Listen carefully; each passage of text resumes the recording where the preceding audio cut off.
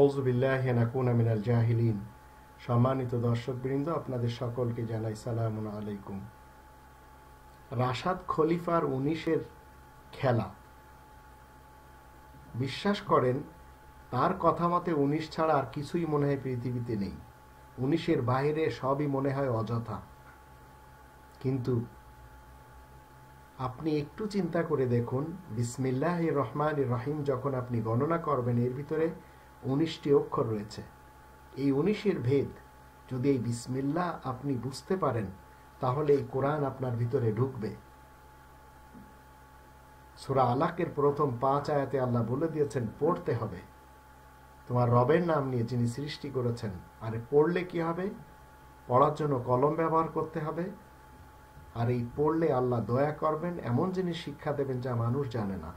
তো শুধু 19 নিয়ে যদি আপনি পড়ে থাকেন, তাহলে সেটা কোনোদিন আপনার জীবন যে ধন্য হবে তা নয়।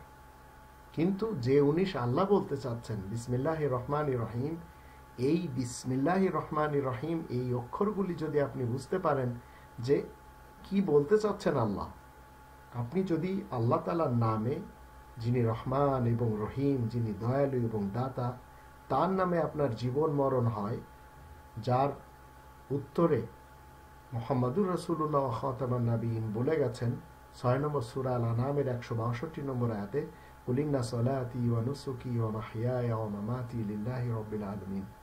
তুমি বলে দাও, নিশ্চয় আমার নামাজ, আমার কুরবানি, আমার জীবন, আমার মৃত্যু আল্লাহ রাব্বুল আলামিনের জন্য। যদি আপনি এই স্লোগান দিতে পারেন, তাহলে আপনার জীবন মরণ এই বিসমিল্লাহর সাথেই থাকবে। কিন্তু যারা 3 নম্বর সূরা আল ইমরান এর 95 নম্বর আয়াত মানে না, তারা রাশাদ খলিফার পিছনে ছুটে চলছে, ধেয়ে চলছে। আল্লাহ বলছেন, কুল সাদাকাল্লাহ ফাত্তাবিউ মিল্লাতা ইব্রাহিম হানিফা ওয়া মা কানা মিনাল মুশরিকিন। তুমি বলে দাও, আল্লাহ সত্য কথাই বলছেন, তোমরা সবাই ইব্রাহিমের মিল্লাতের অনুসারী হয়ে জীবন কাটাও, ইব্রাহিম মুশরিকদের অন্তর্ভুক্ত নয়।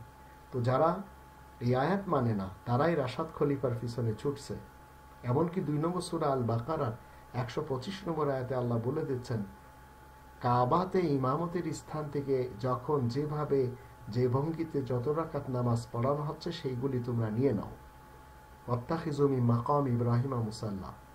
যারা কাবার ইমামতের স্থানের নামাজকে নিতে চায় না, তারা সবাই রাশাদ খলিফার পিছনে ছুটছে এবং অন্য অন্য স্বঘোষিত ইমামদের পিছনে যে তারা এই কাবাচ্যুত এবং কোরআনচ্যুত হয়ে জীবন কাটাচ্ছে। এই কোরআনের 57 নম্বর সূরা আল হাদিদের 25 নম্বর আয়াত মতে আল্লাহ বলছেন, সকল রাসূলদের কাছে এই কোরআন দেয়া হয়েছে, আল কিতাব নিয়ে তারা এসেছে। কিন্তু রাশাদ খলিফা তার কিছু ভক্ত তৈরি করে তিনি রাসূল হওয়ার দাবি করেছেন। আর এমনই ভাবে দাবি করেছেন যেমন গোলাম মোহাম্মদ কাদিয়ানি দাবি করেছিল, আবুল হাসনাইন ইউসুফ আলী লাহোর থেকে দাবি করেছে, রিয়াজ আহমদ গহরশাহী সিন্ধের সেই কোটরি থেকে দাবি করেছে। আর ঢাকায় বসে দেওয়ানবাগের পীর রাসূল কারীমের জামাই হওয়ার দাবি করে যাচ্ছে। রাশাদ খলিফা যতক্ষণ পর্যন্ত কিছু ভক্ত তৈরি করেনি, ততক্ষণ নিজেকে প্রকাশ করেনি যে আমি রাসূল।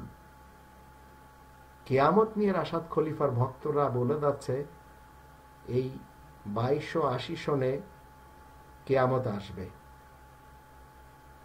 আমি তাদেরকে জিজ্ঞেস করতে চাই, তারা সবাই কোরআনের 6 নম্বর সূরা আল আনামের 59 নম্বর আয়াতে আল্লাহ বলে দিয়েছেন, ওয়াইনদাহু মাফাতিহুল গায়ব, গায়েবের চাবিকাঠি আল্লাহ তাআলার কাছে।